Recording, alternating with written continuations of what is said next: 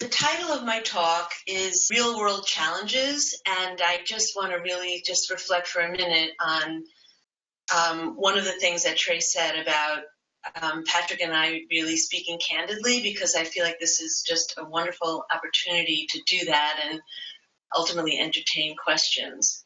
So with our team, I decided on tackling three topics. One is describing the differences that we felt when we crafted them between recommendations for healthcare versus non-healthcare settings. Then I want to discuss understanding and overcoming barriers to actually putting these recommendations in place, and end with some thoughts about balancing infection prevention and control. I'll be initially calling this IP&C throughout, with quality of life.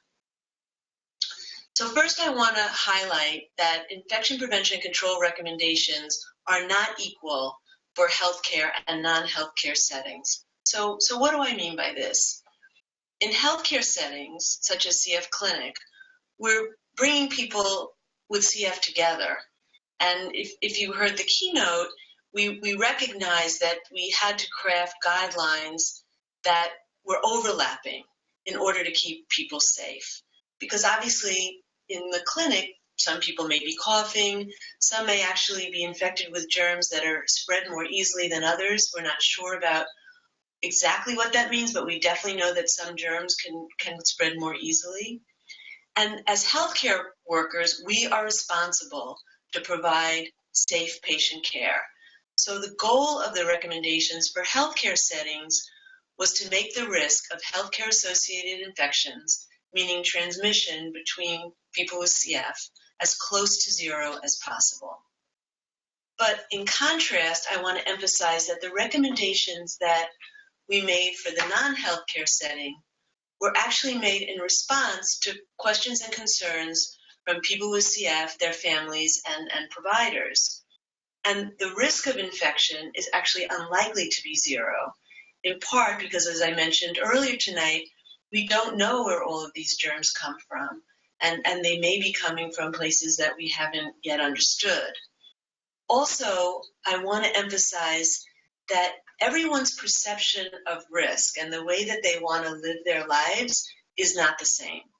So the analogy I'll give here is that somebody for recreation may take up skydiving, whereas someone else would say, that is the riskiest thing I can imagine, jumping out of an airplane.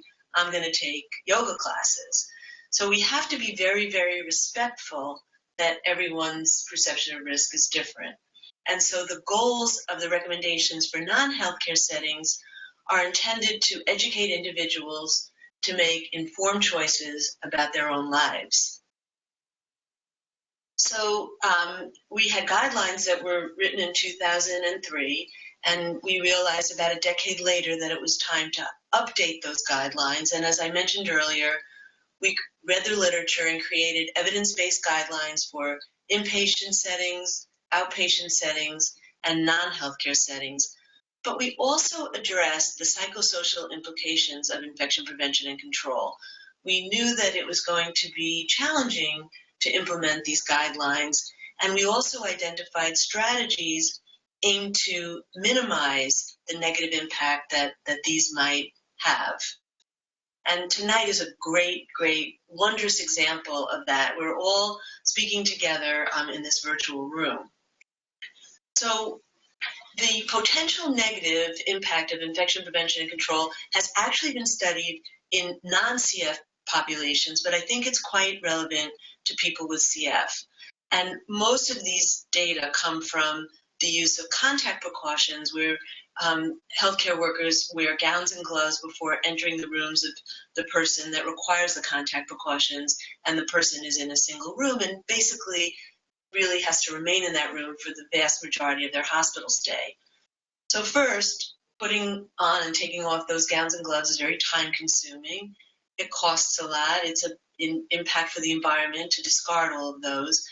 And it's difficult for me to tell you this, but there is a literature that has said that individuals on contact precautions may actually experience fewer healthcare worker contacts. It's a barrier to go in there and put on all that gowns and gloves. So people may not get as many visits.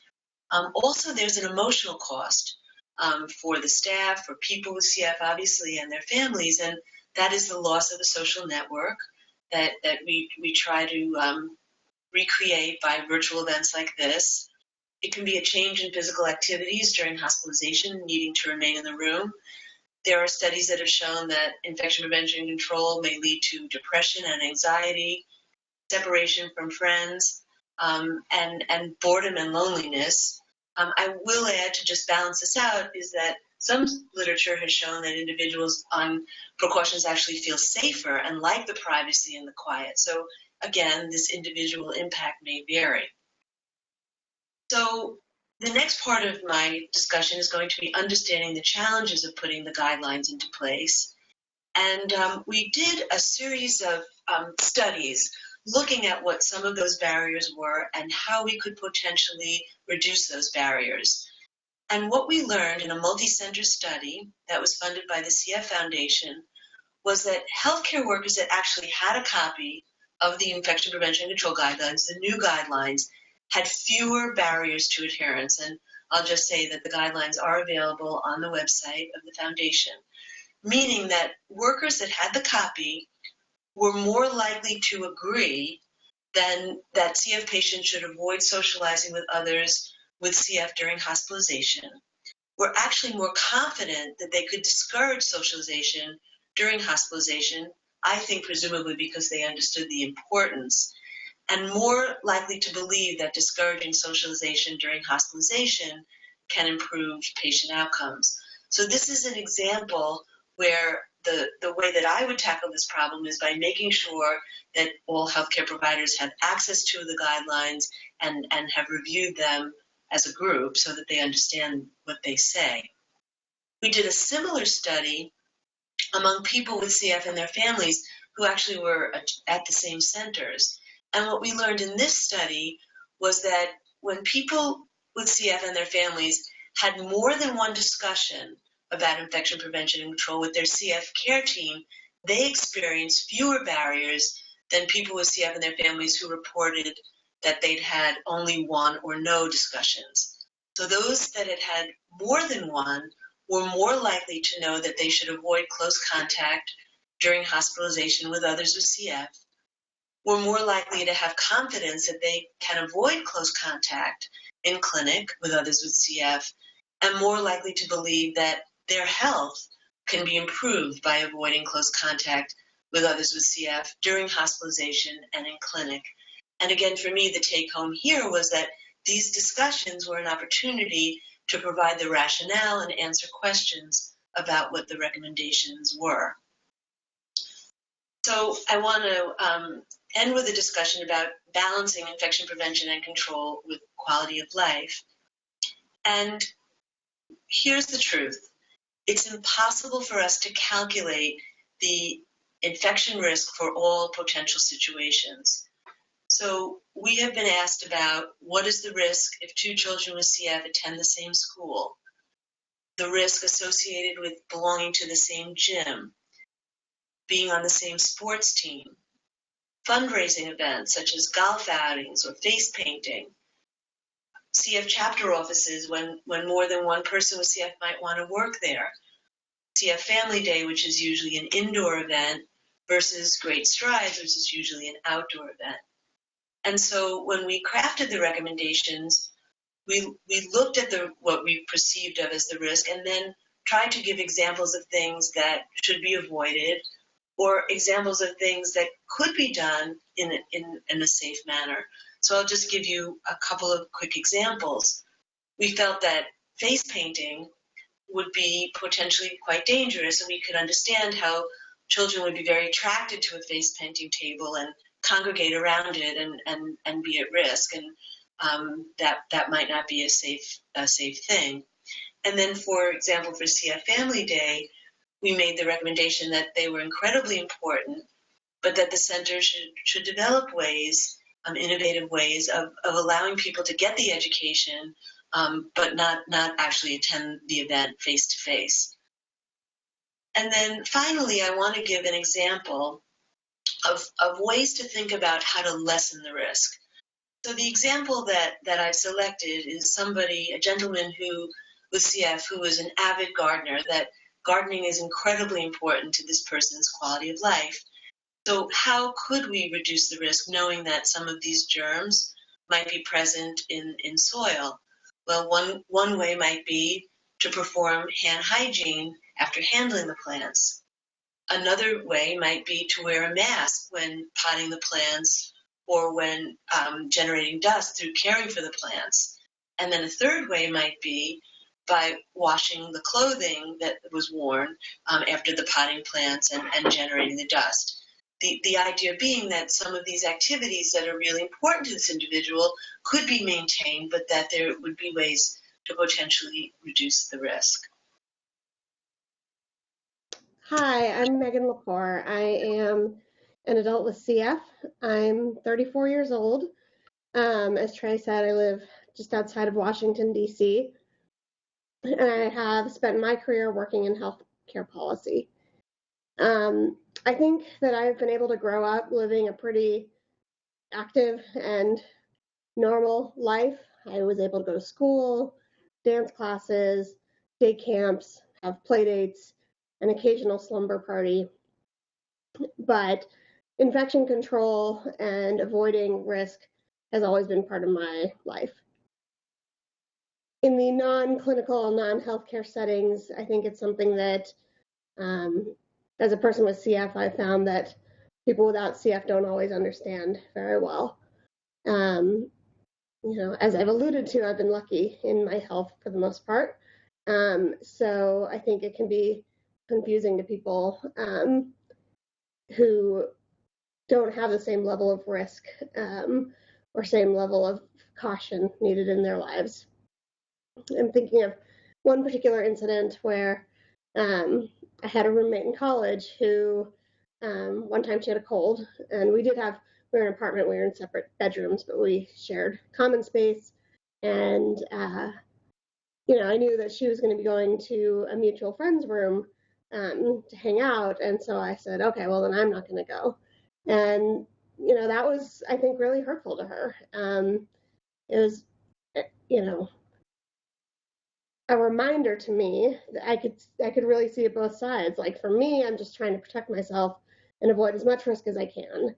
For her, it's like, what's the big deal? It's a cold. You're not being kind to me.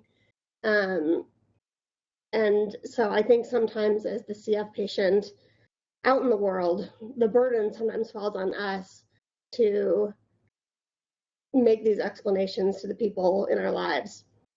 One of the things that we talked about as a group before putting on this particular panel was flu vaccines and how strongly we felt about them. And I'm very lucky to have a supportive spouse who made sure his family was getting vaccinated before we all got together over the holidays.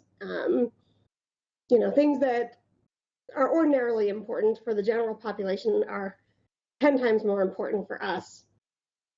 And I think that sometimes, because it's hit or miss with what, at least in my circumstance, with what kind of bug, what kind of virus is really going to knock me down, it can be sometimes hard if you haven't seen what happens when things go wrong.